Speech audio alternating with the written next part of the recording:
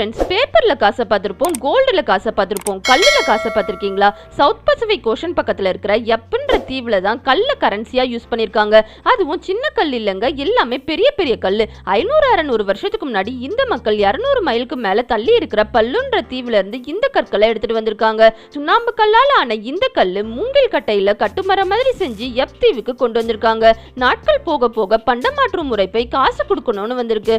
அப்ப இவங்களோட தலைவர் இந்த கல்லையே காசா வச்சுக்கலாம்னு ஐடியா கொடுத்திருக்காரு. முதல்ல இந்த கல்லை மீன் மாதிரி செதுக்கி காசா யூஸ் பண்ணலாம்னு தான் நினைச்சிருக்காங்க. ஆனா என்ன நினைச்சாங்கன்னு தெரியல, ரவுண்ட் ஷேப்பை ஃபிக்ஸ் பண்ணிருக்காங்க. ஒரு இடத்துல இருந்து இன்னொரு இடத்துக்கு கொண்டு போக ஈஸியா இருக்கணும்னு சென்டர்ல மட்டும் ஓட்ட போட்டிருக்காங்க. இந்த கல் கரன்சியை ரேன்னு சொல்வாங்களாம். கல்லோட சைஸ் வச்சுதான் அதோட மதிப்புன்னும், பெரிய கல்லுனா அது ரொம்ப காஸ்ட்லினும், சின்ன கல்லுனா கம்மியான காசுன்னு சொல்றாங்க.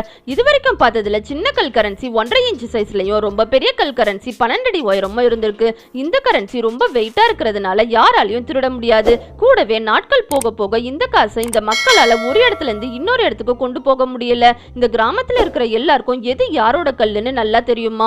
அதனால பண்டமாற்று முறை செய்யும் போது இது உன்னோட கல்லுன்னு சொல்லிட்டு போயிருவாங்களாம். ஒரு தடவை ஒரு பெரிய புயல் வந்து பாதி கல்ல கடலுக்கு கொண்டு போயிடுச்சான். அப்ப கூட அந்த கல்லை வச்சியும் பண்டமாற்று முறை பண்ணிருக்காங்க. இப்ப இந்த கல்லு செல்லாதுன்னு சொன்னதுனால நிறைய பேர் இந்த கல்லை கொடுத்து டாலர்ஸா மாத்திருக்காங்க.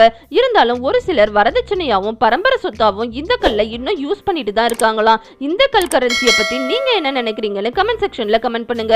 இந்த வீடியோ உங்களுக்கு பிடிச்சிருந்தா லைக் பண்ணுங்க, உங்க ஃப்ரெண்ட்ஸுக்கு ஷேர் பண்ணுங்க.